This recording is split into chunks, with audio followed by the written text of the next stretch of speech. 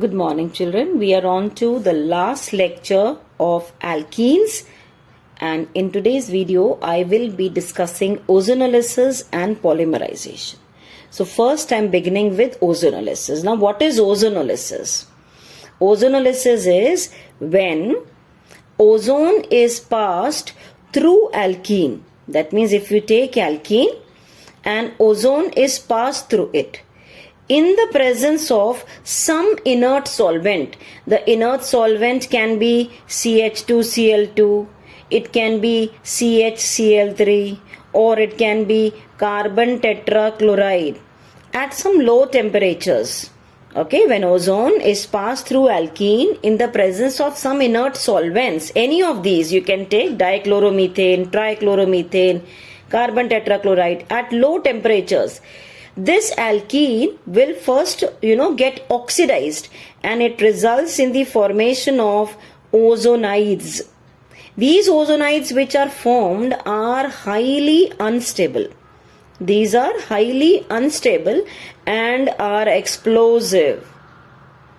They are unstable and explosive. Therefore, you cannot isolate them. You cannot isolate these ozonides. These ozonides are then converted in the presence of zinc in situ. In situ means within the reaction only. It will give aldehydes or ketones depending upon what alkene you have taken, or it can be the mixture of both. Depending upon what alkene you take, you will get the either aldehydes or only ketones, or you may get the mixture. This is what is ozonolysis? Addition of ozone to the alkenes in the presence of these inert atmosphere solvents, you can say. At low temperatures, it forms ozonides which are unstable, explosive. In the presence of zinc, it will further cleave to form either aldehyde or ketones, or it can be both. Now let's take example. Suppose you have this ethene, CH2 double bond CH2. You have taken ethene. You have added ozone to it in the presence of CH2Cl2. Lower temperature, nearly 196 to 200 Kelvin you take. So this oxygen, ozone will add on. How will it add on? You will have O here, and O here. That means you will write down the product something like, you can add on ozones in the form of a heart. Like this, if I write down, this is one O here, another O here, the third O here. You will write and break both the bonds. The two bonds have to break. This product so formed is called as ethylene, because it is obtained from ethylene ozonide. This product is ethylene ozonide. This ethylene ozonide then further in the presence of zinc and water, it breaks. This is reductive cleavage. This is reductive cleavage. That means by reduction it is breaking. Reductive cleavage. So how will it break? You can just see. This bond you can break this in the form of Y. To remember it, this way I am telling you, you can break it in the form of Y. This bond breaks here. This is one product. This is the second product. And zinc with oxygen will form zinc oxide. So zinc oxide is one product obtained. And this CH2O is nothing but HCHO. HCHO. So there are two molecules of HCHOs formed. That means we can say here you got formaldehyde. Formaldehyde or methanol is obtained in this case. You can take another example of the alkene. Say if you write down propene. This is propene. You are again adding ozone in the presence of that solvent CH2Cl2, 196 to 200 Kelvin. You are adding on ozone in the same manner. You will write down CH3, CH. You remove both the bonds. You do not write both the bonds, right? So you add ozone in the form of the hut. As I told you, you add on all these bonds, and now it will break in the presence of zinc in the form of Y. So you will write down zinc and water. In the presence of zinc and water, it will break. This is one product, this is another product, and zinc and oxygen will form zinc oxide. So what is this product? It is CH3CHO. CH3CHO. Another one is HCHO. That is methanol. Yeah, formaldehyde is obtained. This is the two-step actually reaction. In the first step you get ozonide, and the second one is breaking in the presence of zinc to form the corresponding aldehydes or ketones or whatever. Now I will just tell you a shortcut how to predict the products in the ozonolysis. Suppose you are having these alkenes CH3, CH2, CH double bond CH2, or you are having CH3, CH double bond CH and CH, let it be CH3. Or if you are having some substituted one, say side chain is there, CH3, CH3 double bond CH2. Or let's take one more example. You are having say CH3, C double bond C, CH3 and CH3. I hope you know how to name them. This is butane, butene, this is 2-methyl propene, this is 2,3-dimethyl butene. Suppose these are the alkenes known to you, and in the presence of ozone, you are reacting them with ozone in the ozone O3 in the presence of the same reagent, the solvent CH2Cl2 196 to 200 Kelvin. I am using the same thing in all the cases. What will be the products? Okay, so this thing I am not writing again and again. And moreover, the ozonide will be formed, and then zinc and water also you are using in the second step. So there are two steps. One step was adding ozone in the presence of this, and the second step is zinc and water. I have written bracket because the same thing I am following for each one. Then what products are obtained? Shortcut to write the products. Very simple. You break both the bonds. Add O here, add O here. Add O here, what will be the product? You will have CH3, CH2, CHO, and another one is HCHO.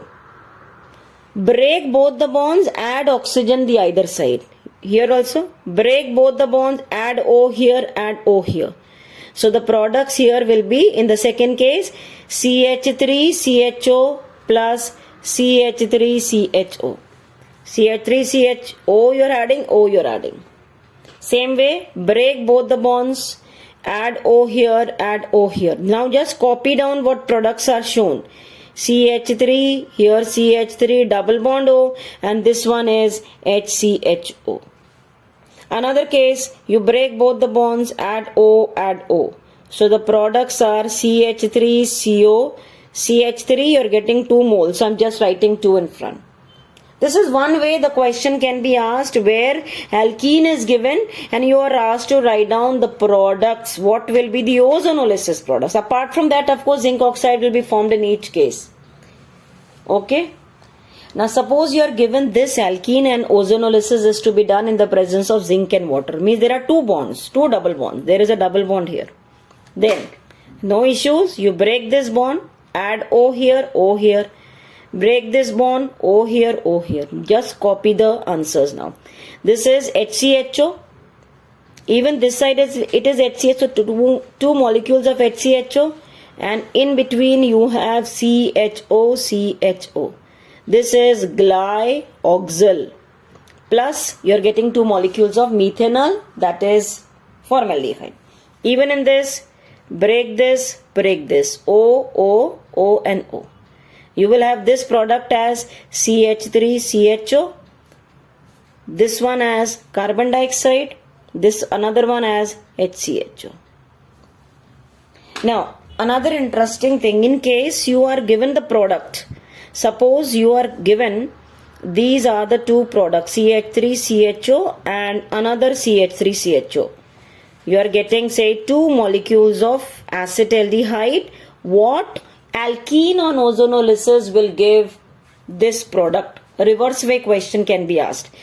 Question is, which alkene will give these 2 as the products on ozonolysis? To answer such questions, you write down the 2 products with O facing each other. Then you remove both the O's and put a double bond. Put a double bond So you will have CH3, CH, put a double bond between them, CH and CH3. So this alkene on ozonolysis with that further zinc and water, you'll get this product. You can just practice some more like this. Suppose you have CH3, this one, you have this one as here, one single bond, say acetone, and another one is you are getting acetaldehyde, say CH3CHO. Suppose you have like this, these two products obtained, then what to do? Same way we write the two products with O facing each other, remove both the O's, put a double bond. So put a double bond now. So you just copy the thing, CH3, C, CH3, double bond, CH and CH3. So either way questions can be asked.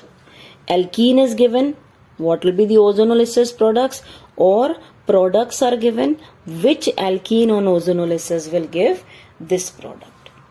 Okay, so that is very simple thing, actually not a very big deal.